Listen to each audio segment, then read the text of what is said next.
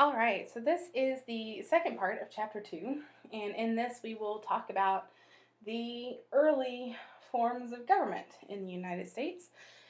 The first of these being represented by the Articles of Confederation. Now, the colonists viewed their elected assemblies as the kind of bulwark of their civil liberties against any encroachments by royally appointed governors. And after the war, even though the governors were taken away, this was still the view, although the governors themselves now are elected. 11 states established bicameral legislatures, which consisted of a lower and an upper house. In the new U.S. government, there was no longer an appointed upper house, so it was actually unicameral government nationally. There was also a long-standing practice of property as the basis for voting, and elected officials, or running for elected officials also, and that remained as part of the sort of political atmosphere. Many saw property ownership as giving a voter a direct stake in government. Those that were propertyless were far more likely to be bought off or otherwise led astray because they lacked that direct stake in government. Legislative seats were still divided equally among all the counties and towns, and this meant usually that a minority of voters usually elected the majority of assemblymen, because counties where you have the same amount of territory but fewer people meant that those few people still got represented the same as a county which included, say, a city with a population twice the size of the rural surrounding area. That city and that larger population got one representative, and the county with the much smaller population also got one representative. And so you have, because you would also have more counties that are rural than there are urban at the time, the rural ideas and attitudes tended to dominate. State constitutions also departed quite radically from colonial practice in other ways. They were written documents that required voter ratification and could only be amended by voters. Also explicitly spelled out the fundamental rights owed to citizens. Legislatures were strengthened, usually at the expense of the executive. The governor, who was now elected, had elections, or had to run for election on a regular schedule, so annually or biannually or something like that. The governor also lost the power of appointment. In some cases, offices that might have been appointed by the governor were elected or appointed by the legislature. The governor could also be impeached for any wrongdoing and no longer had any veto power, which meant that in fact he had very little to do, period. The systemic weakening of the government reflected Americans' fears of centralized authority. Revolutionary leaders described themselves as Republicans, usually, rather than Democrats. Democracy had bad connotations of mob rule, and at the very least, the concentration of authority in the hands of the uneducated masses, which was a source of concern for more elite colonial leaders. Republican government, on the other hand, implied a government that was entrusted to virtuous leaders who were elected for their superior talents and commitment to the public good. These virtuous, superior individuals usually came from the elite upper class, so it was essentially republicanism symbolized a government of them, essentially representing the ideas of the whole masses, and that was much more palatable. The ideal government, they argued, would balance the interests of different classes and prevent any from gaining absolute power. Initially, the elite contented themselves with state governments that were dominated by popularly elected legislatures, but gradually they managed to reassert their desires for more centralized authority and the political prerogatives of wealth, and thus you start getting a movement away from the Articles of Confederation almost as soon as they're instituted. The first national government reflected the fear that was predominant over the idea of a central authority and its potential for corruption and tyranny. This also reflected a very strong attachment to states as opposed to the newly declared nation. The Articles of Confederation explicitly reserved to each state, rather than the national government, its sovereignty, freedom, and independence, and created thereby a firm league of friendship between sovereign states, kind of like the European Union is today. The national government had a single chamber Congress. The members of Congress were elected by state legislators, and each state only had one vote in the Congress. The Congress could request funds from the states, but could not enact taxes without the unanimous approval of all congressmen. They couldn't regulate interstate or overseas commerce, and they needed 7 votes, or votes from 7 states, rather, for any minor legislation, which is basically a supermajority. Not quite, but basically.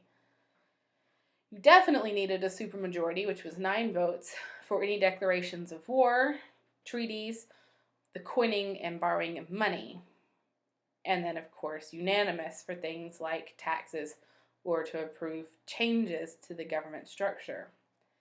There was no independent executive. The congressional committees oversaw things like finance or diplomacy or the military or relations with the Native Americans, and served to resolve interstate disputes. And therefore, there was also no judicial system in the national government. The greatest challenge was putting the nation back on a sound financial footing. The war itself cost about $160 million. A large part of this was borrowed from abroad, and another large part was made up by printing paper money. The lack of public faith in the paper money saw the currency devalued by roughly 98% by the end of the war. The national government appointed Robert Morris as the superintendent of finance, and he proposed a modest import duty of 5% to help tackle the nation's debt left over from the war. It was put to a vote and agreed to by every state, with the exception of Rhode Island, who rejected the idea, and therefore the import duty failed as well. Most of the states had already assumed some responsibility for the war debt. Because they saw themselves as sovereign, they essentially assumed their own war debts. There were those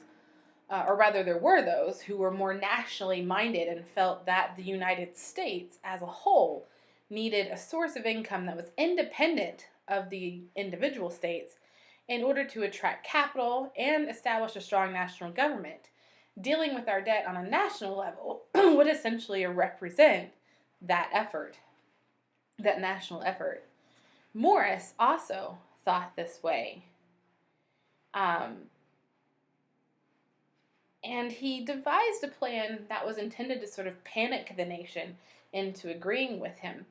He persuaded the army officers to threaten a coup unless the Treasury obtained the taxation authority needed to raise their pay. Unfortunately, or perhaps fortunately, depending on your point of view, George Washington caught wind of this and basically guilt-tripped the officers into not going through with the plan. The fact that Morris was willing to try it, however, demonstrates the nation's dire financial straits, as well as the vulnerability of its political institutions. Congress sent yet another tax measure, but this time it was blocked by New York. After that, the state contributions very steadily declined, and pretty soon the national government was all but bankrupt. The Confederation didn't succeed in obtaining any kind of trade concessions from Britain at the end of the war, and the continuation of trade prohibitions contributed to the economic depression that hit New England hard in 1784 after the war. The mid-Atlantic states were less dependent on British-controlled markets, and so were able to prosper after the Revolution, and by 1788 had recovered most from the Revolution. The Southern planters were frustrated by the failure of the principal crops and soon turned to wheat and hemp. These crops were far less labor intensive, and so now you have a large number of unemployed, restless human property in the South, which is causing concern to those individuals there. Yet another challenge was that the administration needed to settle the unorganized territory that lay outside the states, namely the territory in the Ohio Valley. Squatters and speculators were already moving in on these lands, and the Native Americans, who were there first, were also equally determined to keep them out. Excuse me. The British and the Spanish supported the Native Americans and encouraged the settlers to secede from the U.S. to stir up general chaos. Congress was also hoping to strengthen its authority by persuading the eastern states to give up the claims and establish procedures for setting up and governing the new territory. And to do that, they passed two ordinances. The first was the ordinance in 1785, and this essentially established procedures for surveying the land. The next thing they passed was the Northwest Ordinance in 1787, and this established steps by which the territory could organize into new states, and the states could be admitted into the Union. The ordinance also had very lasting effects. They served as models for organizing territory that would be acquired further west later as we move through history, and they also established a precedent for banning slavery in newly acquired territories, even if the voters could legalize it once statehood was established.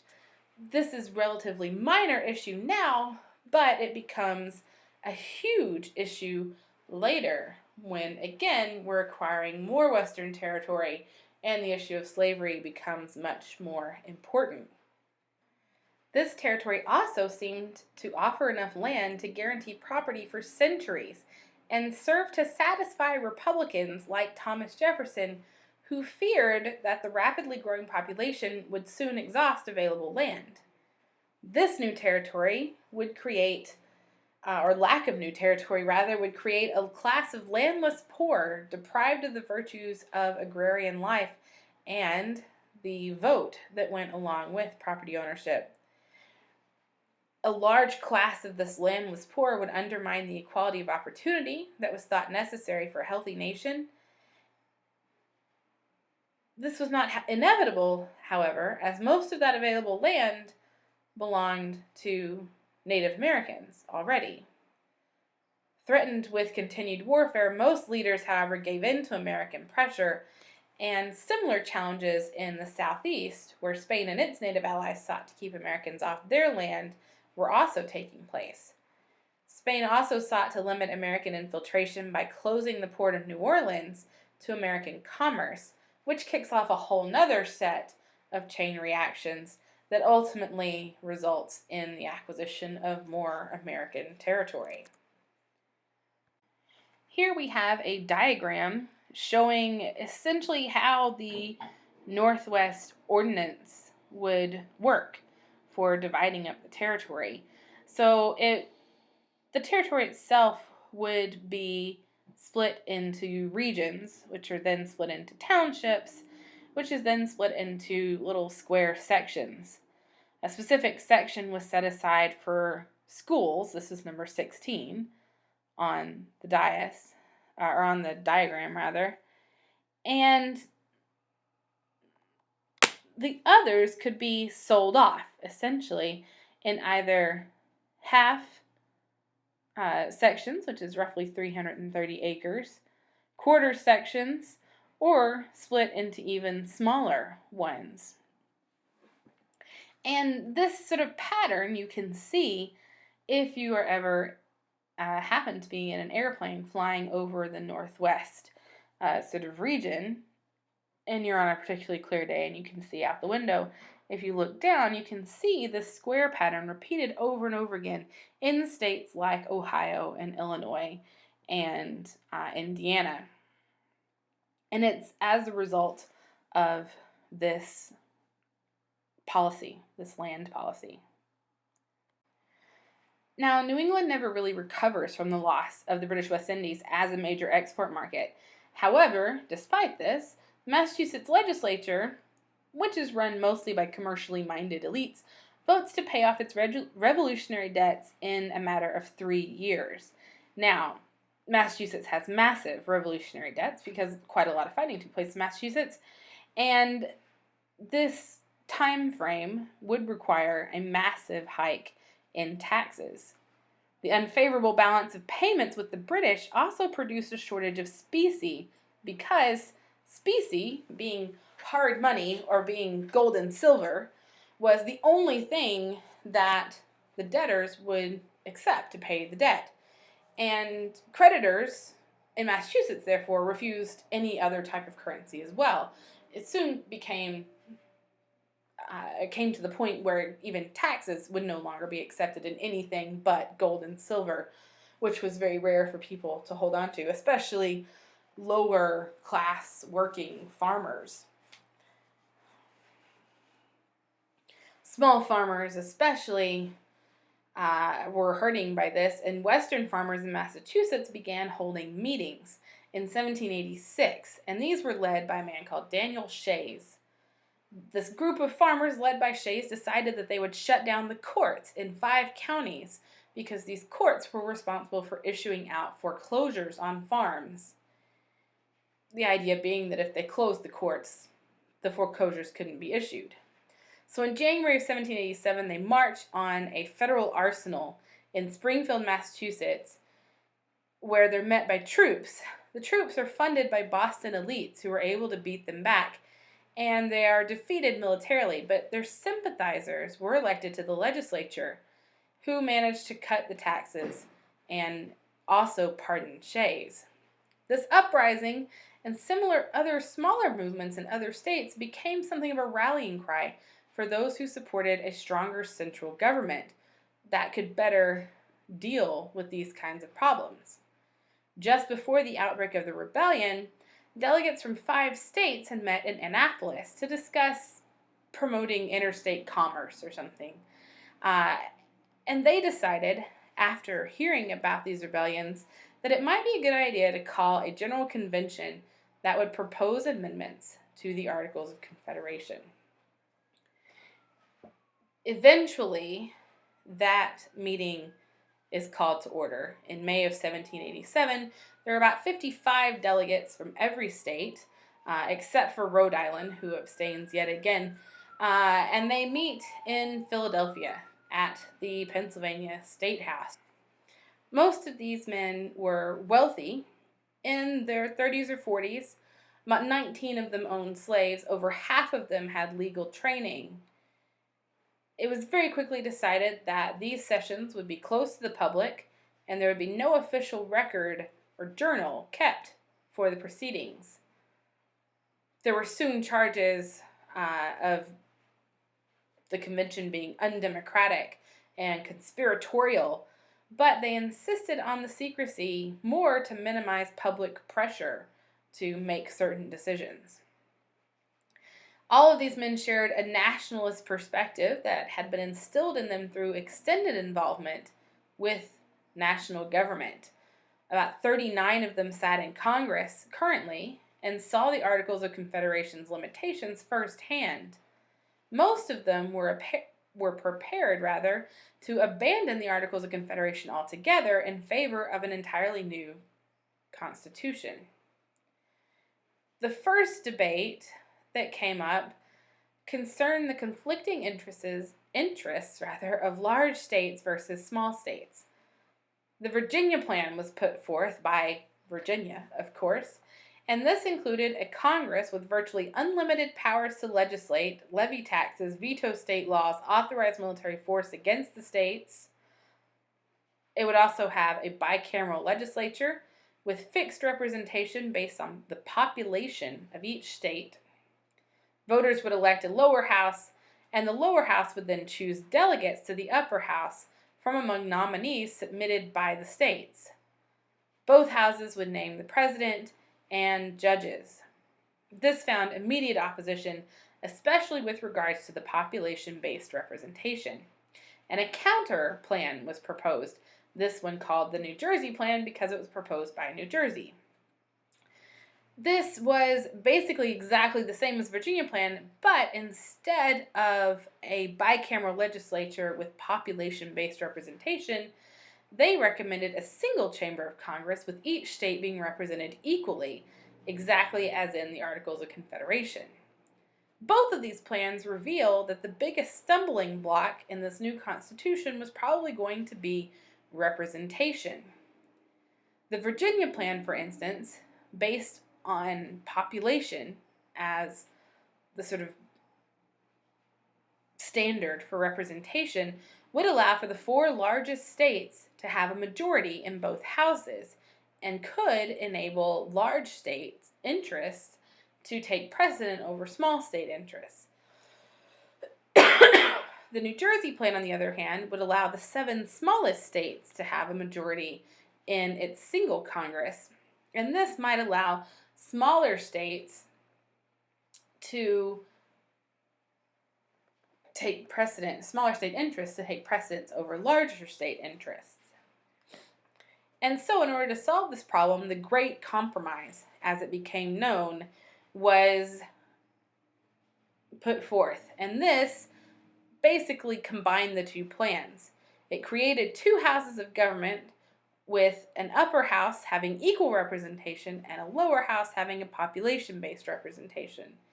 Both of the plans would have strengthened the national government at the expense of the states, and some delegates were wary of undermining state sovereignty altogether. This wasn't, of course, the only debate, but it was probably the largest. The Constitution itself was approved on the 17th of September, 1787, and it provided for a vigorous national authority that would supersede state authority in several different ways. First of these was that it included a supremacy clause, which asserted that all acts and all treaties of the United States were the supreme law of the land and superseded those of the states. Next, Congress was also given the authority to lay and collect taxes, regulate interstate commerce, and conduct diplomacy, all things that had been denied to it under the Articles of Confederation. Next, the states were now not allowed to coin money, interfere with contracts or debts, or tax interstate commerce. State officials had to swear to uphold the United States Constitution rather than just the state constitution, and the national government could use military force against the states. So, if you have cases like rebellions, like Shays' Rebellion even, then the national government could respond effectively. There was also, finally, one clause in the Constitution which has actually proved to be one of the most powerful clauses in the document, and this is known as the Necessary and Proper Clause, and it basically allowed that the national government could make any law which it deemed to be necessary and proper to the government of the United States. This document basically completely abandons the principle on which the Articles of Confederation were based, that the U.S. was a federation of sovereign states. Instead, it devised means of limiting the power of the central government whilst not making it completely powerless. And there was 2 different ways that it limited the central government. The first of these was a separation of powers, where among the 3 branches of the national government, each one had specific duties that it was meant to take care of. The second of these was a system of checks and balances that would prevent any one branch from dominating the other 2. So, for example, Congress has the ability to pass laws. The president, however, has the ability to veto those laws should he think they're unconstitutional, or maybe even he just thinks that they're a bad law. However, Congress could also overcome the president's veto if it really wants that law to be passed. If that law is ultimately unconstitutional, the Supreme Court has the ability to say, no, that law is not constitutional, and can strike it from the record. However, again, if Congress really wants to pass that law, they can overcome a Supreme Court decision by amending the Constitution to include the provision they had originally added, therefore making it constitutional. All of these places, veto points if you like, represent areas where each branch has the ability to check the actions of the other branches. The Constitution also devised a system of shared power, dual lawmaking if you like, between the national government and the state governments, this being described as federalism, which also serves as a limitation on central authority. The assumption was that the national government would limit access or actions to foreign affairs, national defense, regulating interstate commerce and coining money, and any and all other matters would be left to the states. The convention did not necessarily debate whether slavery would be allowed. They only really debated how the slaves would be counted with regards to representation. For most legal purposes, slaves were not seen as people, but rather chattel property, like you would see cows or horses. In southern states, representatives hoped to use their large number of slaves to augment their numbers in the House of Representatives and the electoral colleges, and to prevent Northerners from ever abolishing slavery in the future. As representatives of states that had already begun ending slavery, the Northern delegates opposed giving Southern states a political advantage by allowing them to count people who had no civil or political rights. Eventually, Georgia and South Carolina threatened to leave the United States altogether, and Northerners were forced to compromise, this compromise being known as the 3/5 Compromise, where it was agreed that 3/5 of slaves would be counted for two purposes, both taxation and for representation purposes. The Constitution reinforces the institution of slavery in other ways as well. There is a clause in the Constitution which forbade citizens of any state from preventing the return of escaped slaves. It also limited slavery only to the extent of prohibiting Congress from banning the importation of slaves before 1808. The framers still expected elite members of society, to continue exercising political power even under this new government. They managed to curtail the excessive power of the popularly elected state legislatures and located sovereignty in the people rather than in the states, as per the preamble, where it says quite clearly, "We the people."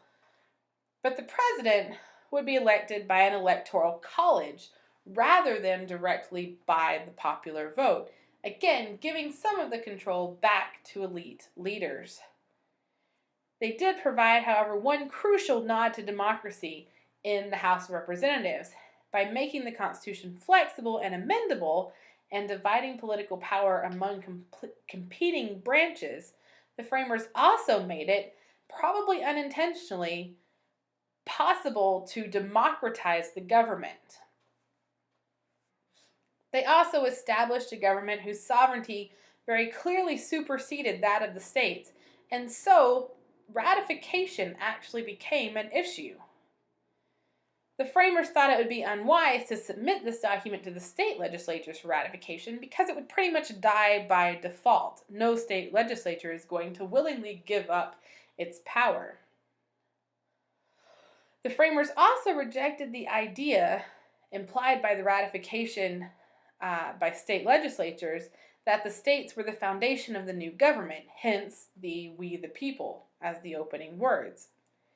As the people were now the foundation of the government, it was decided that special conventions with specially elected delegates would actually serve to ratify the document.